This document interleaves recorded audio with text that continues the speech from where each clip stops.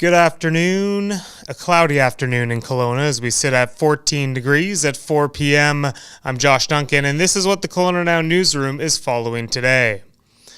Construction is expected to begin this spring on a permanent memorial to remember the 5 lives lost in Kelowna's fatal crane collapse in July 2021. An update from the Rise Memorial Foundation says the fundraising total is nearing $200,000, and the latest cost estimates are just north of that number.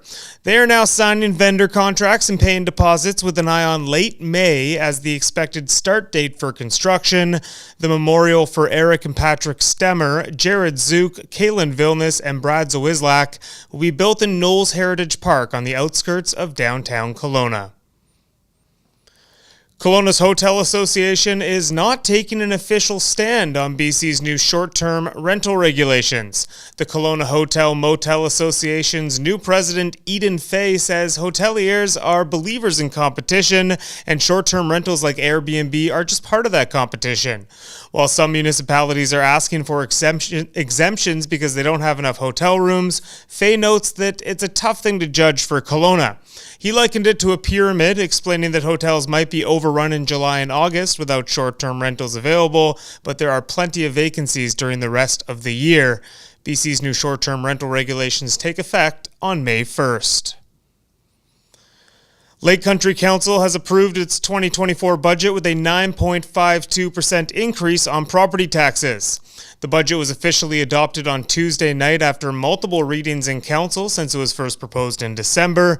Mayor Blair Ireland said the tax increase was necessary to maintain current service levels in the district of Lake Country.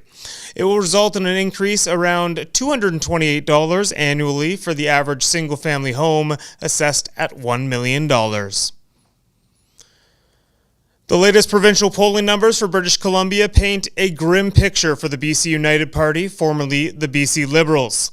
Main Street Research's poll found that 39.6% of BC voters planned to back the NDP, with only 14.2% planning to vote for BC United. The dip for BC United appears to be in the favor of the BC Conservatives, with the poll finding that 34.2% of voters plan to support them. That would mean John Rustad's party will push Kevin Falcon's party aside as the official opposition. Looking at seats, the poll had the NDP earning a majority government with 52 seats, while the Conservatives will get 42, the Green Party would nab 1, and BC United would be left with 0. From provincial to federal politics, the House of Commons has voted against the non-confidence motion and Prime Minister Justin Trudeau. The House voted 204 to 116 against the proposal this afternoon.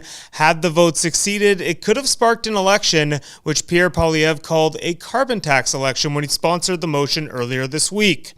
While this latest non-confidence motion made some noise this week, the federal carbon tax is expected to continue and to increase by 23% on April 1st.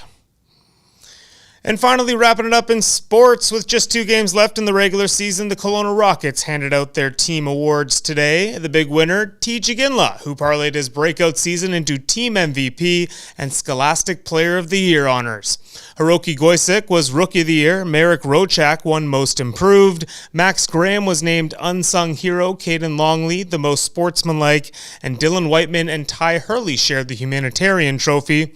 A few of the big names went back-to-back as Caden Price won Top Defenseman again, Gabriel Stutz was the Top Defensive Forward for a second consecutive year, and Andrew Crystal once again the top scorer for the Rockets. The Rockets will finish up their season with a huge home-and-home series against the Vancouver Giants this weekend, and the playoffs begin next weekend. You can read more about those stories and plenty others over at KelownaNow.com. Thanks as always for tuning in to our live news update this afternoon. Have yourself a wonderful evening.